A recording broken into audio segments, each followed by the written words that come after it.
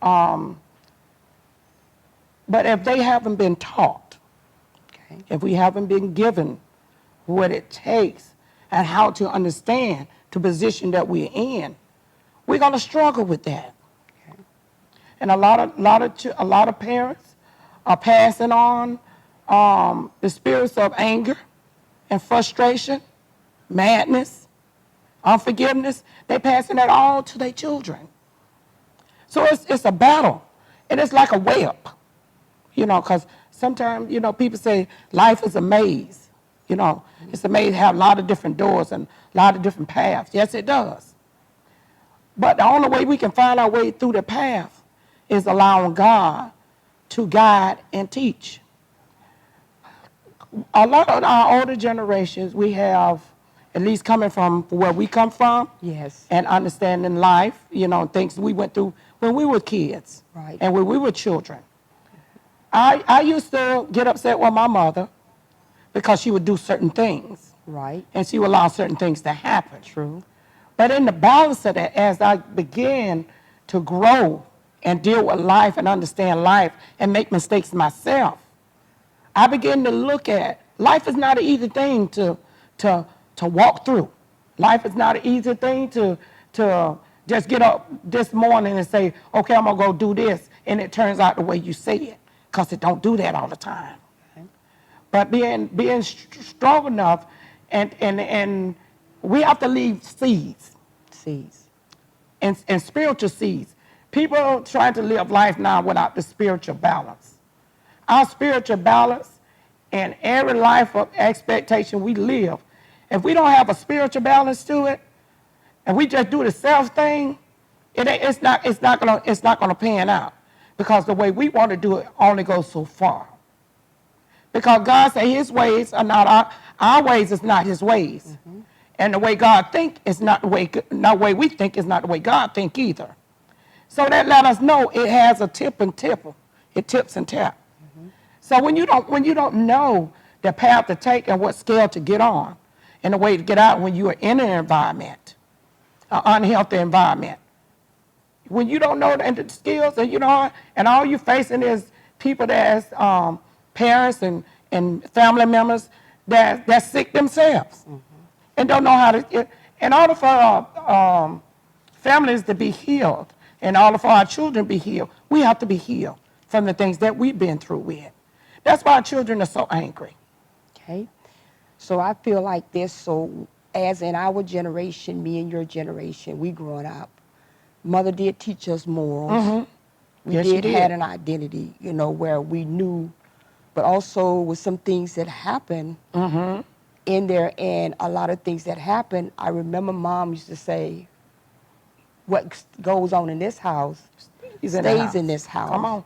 But I feel like that was wrong too, as well, as Right. because there was a lot of things happening that we was not able to talk about at the time. Right. So I feel like this had a lot of our visions and dreams that was scattered, where we wasn't able to meet our potential of getting to where we need to be. True. And when we tell our children that what goes on in this house stays in the house, or don't you talk to this person, talk to that, you putting a muzzle on them. You can't, it's just like you taking a muzzle, and I want to holler, and I want to cry, and I want to talk, but I can't because I got a muzzle on my face. And we were taught to respect no matter what. No matter what. We respect, you respect Miss Janie, you respect Uncle Johnny, you respect this person, you respect that person. And I'm not demonizing them person because I don't know where they been and where people been. Because people have been somewhere in order to turn out the way they have. But in the process of that, they lost a form of what they say, the balance of love, the mother and father, the love that only comes from mothers and dads. Not from grandma, not from uncle, not from nobody, but from mom and dad. But if mom and dad is contaminated, and they have views of, because some people come out of the homes where it's okay to for young ladies to prepare themselves to be ladies of the night. You know, I'm fortunate, thank you God, we wasn't taught that. We wasn't taught those ways, but we seen a lot of things that we didn't understand until we got older, you know. And now I'm knowing, God have revealed and knowing, oh, I be very careful how I treat, how I dress, how I carry myself, how I present myself, all that. But when you don't know that, it becomes a frustration. And women get trapped in in that cycle. We get trapped in that cycle looking for love that we ain't got from daddy or we ain't got from mama. People look for that. You got 30, 40, 50-year-old people still blaming mama, still looking for mama, still looking for daddy. But a certain time in life, it comes to a point in life, we've seen enough, we know enough to stand up and say, this ain't right. Because your life keep going in a circle, and it keep going right on back around until we get it right. That's it, is we paying attention to what's happening. This is what's happening right now. Yes, this is what's happening. This is what's happening now. This is what's happening right now to our future and the generation now. Right. Because the system has been put in place where it makes them depend on the system. Yes. And where they don't have any whereabout and no one is really teaching them. So do you think that's because of a lack of leadership or lack of people just not knowing how to instruct or teach them? Because I know that when in our generation, I'm going to use that, we had mother, mother so-and-so down the road, what's her name, Mother Cora, Mother Betty down the road. Right. If we didn't do something right and they seen us doing something, they would whoop us.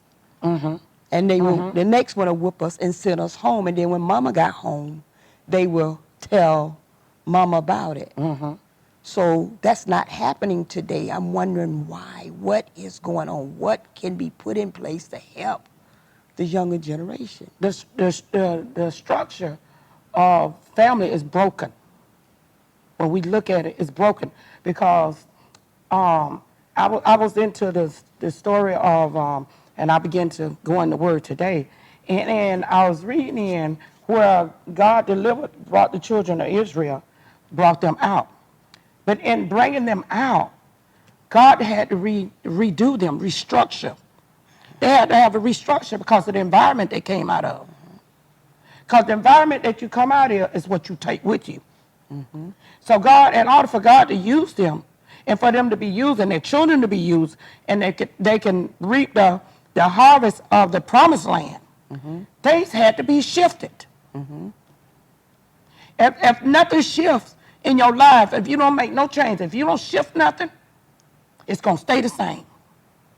And when I begin to read and how when God began to restructure them and shift them through the shifting, he went to Moses and Aaron. And this is in Exodus 25. And it goes up to Numbers, the second chapter of Numbers. But anyway, when they began to restructure and shift, God gave the orders to Moses and Aaron to do a census, just like we in the census right now, y'all. We in the census. They counting everybody. But during this census, God began to pick out the older, the mature, Right. the mature men, young men, up into the older men. In other words, so they didn't leave out the old, because the old had a lot to do with how to teach the new one, the mature ones, you know, the young ones just coming in, the young men in. And so in the process of each tribe had so many people to take care of, but God did it strategically. Around the temple during this time they was doing the temple, and it's back in the Old Testament, you all. When the census was done, they were preparing for war, for the next. The next. God is preparing us for the next. See, they had went through the hardship of being in Egypt. Okay, God done brought them out. Now, same thing God is doing here. We don't, we went through this hardship. We see the hardship. We know what it is. So, in the process of that, people these days have lost their responsibility as being a mom and dad. Don't nobody want to be a mom and dad, but everybody want to sin. Everybody want to have the babies. And poor little Johnny and poor little Susan be born into something they had nothing to do with. Yes. But they get blamed for it. They get blamed for it. And it's harsh to say, but it's reality. Yes. It is reality. And you got children being abused by parents. Why? Because they don't want them. They don't want them. Or they in the struggle. I can't feed them. But we have to take responsibility of how we relate to life and each other. Now we know what happens when we intertwine with each other. We know what happens. We know about the sex part. We know that. You've been only taking one time to be bit. But people go back for more and more and more. Think things gonna change. Ain't nothing gonna change. Yes. Then they go back and they change the clothes with this one. Then they get another one over here. And then they know anything, you got step kids. And you got a child with children. Don't have no idea how they got there. Because nobody paying attention. Nobody. Nobody's paying attention. Nobody paying attention. Nobody praying to God and asking God, what's the next move? What's the next step I did? Lord, I done made a mistake. And we all make them. I have made them. God knows I have made them. I have made. But I ain't got tired of that. I got tired of the crying and people using me. I got tired of that. I got tired of that. And you have to get sick and tired. You can't stay in the same thing and expect things to change. God give us our own mindset. A God-given mindset. Let us start using it as women. Women play a big, huge part in how the Bible's ran, how it's structured. Yes. And I used to always say, when I read, I said, well, God was born, Jesus, when he was born as a Jew. Yes. But Jews, at that time, they were more structured. They stuck to the law. Wasn't no bending, no scream, and that's how God does in his word. His word is what it is. Yes. Take it and eat it. You can choke on it all you want to. But the word is there. It's plain and simple. It's there. Okay. Amen. So, with that, back to what I was saying in our home, I thank God for allowing me to break the bondage and break the generational curse. Yes. It's because I had to realize that it was not my mother's fault that things happened to me. Come on. I can't no longer blame my mother for what took place in my life. Right. I left home when I was 16 years old, but it's not mama's fault. I got out there. I wanted to see what the world had to offer, but the world didn't have nothing to offer me. But at the time, it was good because sin is good. Yeah, feel good. But when you come to a place in your life where the rubber meets the road, there come a time where things has to change. Not only change for me, but I had a baby at that time. And I had to make some decision to get up out of it. Because if not, I don't know where I may have had of being right now. But I thank God for the opportunity. Yes, I did prison time. I went through. But when I came out, I realized that it was something better for me. So I began to teach my child, which was at the age, Monique, and then I had my baby. I began to teach them, even though that they are not where they are coming. But I began to teach them and asking them to teach their kids is because, like I said again, when I really look at my grandchildren, I'm saying, God, is they gonna have a fair chance in this life to live? So now I really want to get them and teach them about the things of God, Yes. and keeping them from being caught up in the system. Because the system has been put in place where it's just totally take control. And our kids now are being faced with certain things like these games that they play. They're so satanic. Yes. Some of these games that they have out for these kids. Even in the cartoon now, you see all type of stuff they are being exposed to. So we wonder why our kids act out Right. in the way they is, what's going on with them. But just like I said, I stood up, and I'm asking God every day to continue to keep me, help me to continue to break the curses Yes. off of my life, so this way that my grandkids were being able to do the same, and they will not take the mark of the beast. Yes. They will Yeah. be able to stand up, and they'll be able to understand when I say, Jaden, Jamar, Grandma don't want you watching that game, or Kayla, Miracle, that's not the way to do it. You're little girls. Jaqueen and Jonah, come on, let's go to Bible study. Right. So we have to really start teaching our younger kids in a way now where letting them know that it's so important, because the morals, they don't even have stand up. It's just I don't understand, and it just baffles me sometimes.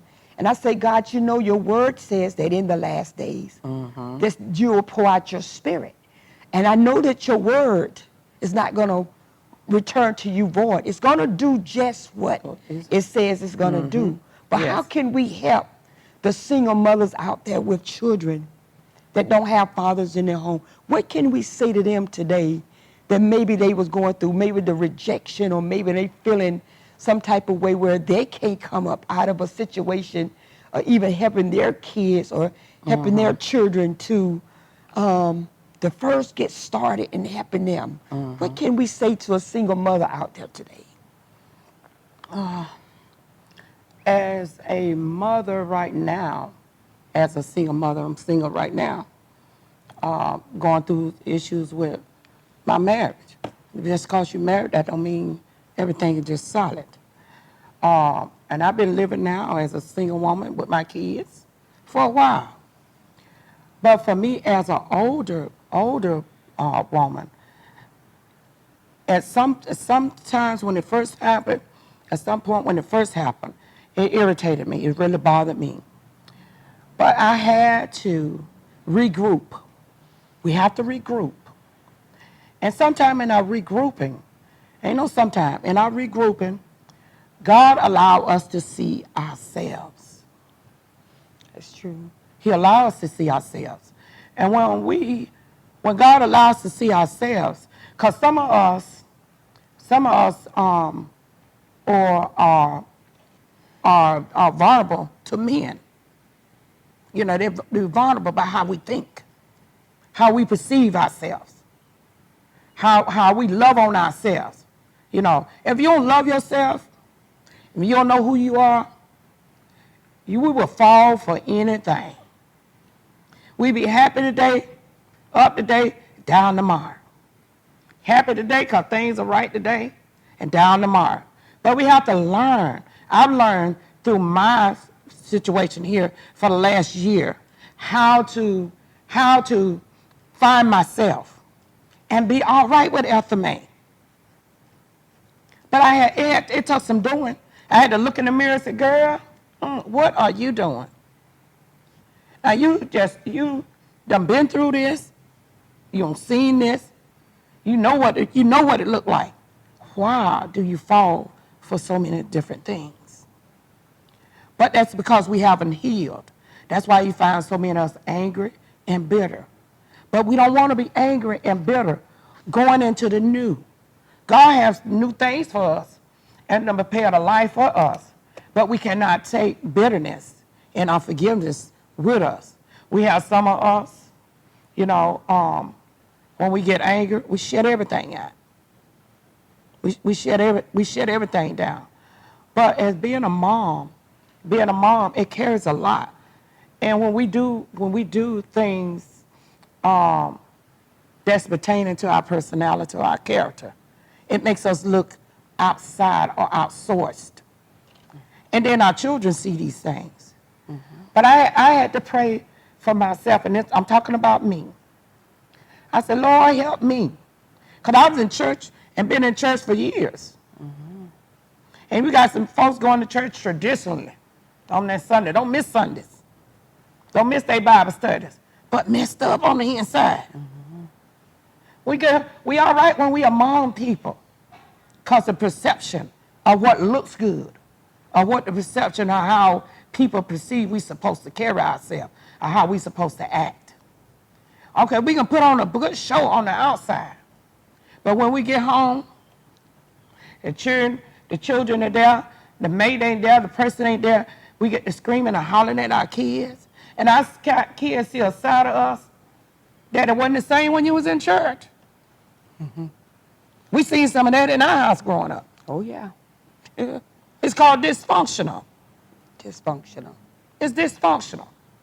And when we relate this to our children, what do we think our children are going to turn out to do? And for young ladies, the answer to the question for that, my question is, my answer to the ladies, young ladies, take our time to learn who you are. What God's expectations is for you. It has nothing to do with a man. Jesus. It has nothing to do with a man. It has nothing to do with your children. Everybody got something to bring to the table, including your children, when you teach them what's right. I'm reading in the book of Timothy. Timothy, you know who laid the foundation for Timothy? With his mama Eunice and his grandma Lois. Yes. Women play a huge part in the dynamics of how the world is ran. My God. And we lose ourselves, we lose the world. Because our children depend on us. Yes. Our children depend on us to be the warriors. And to pray for me, mama. When I get hurt, where they come? To mama. Yes. They don't go to daddy, they go to mama. Yes. When they got an issue, some of them come to, some mamas you can't come to because they ain't left that door open. They close the door around themselves because they're insecure about themselves. They don't know themselves. So they shut people out. That's their way of staying in a place of comfort for themselves. Because a lot of times, us as women, we do all these things for our family members. And we cook and we clean. We see about them when they get scratches. We make appointments. We take them on the events. And we do all these things. And sometimes we don't even get a thank you. My God. Can I bring you a water? I understand you, ladies. Believe me. And I was at that point, but you can't let it get you down. You cannot let it get you down. You can't let it take you over. You got to keep pushing. Keep pushing. Keep praying. Keep praying and fasting and praying and reading. Reading is number one. I've learned how to read. Yes. And on reading, I learned how to understand it.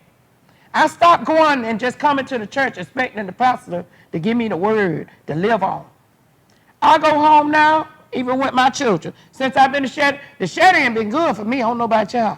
But I done got between them walls, and I say, thank you, Lord, because behind the walls and in that shed in, I see me, my shortcomings, where I thought I was. Where we think we ain't always there. We have to do some checking all the time. How we answer our children, mama, what you want, boy? Oh. I can't stand you. You look like your daddy. And you're going to be no good like your daddy because you married the daddy. And you know what? Come on. A lot of that, oh, God, a lot of that went on in our house where my mom did that. And I'm just putting it out there. Yeah.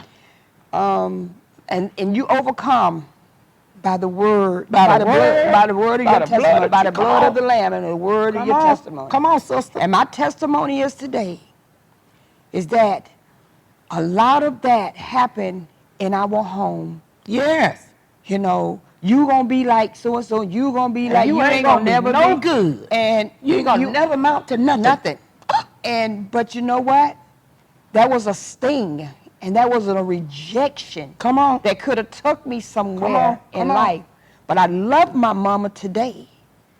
I wouldn't trade her for anything because God used her Right. for me. Mm-hmm.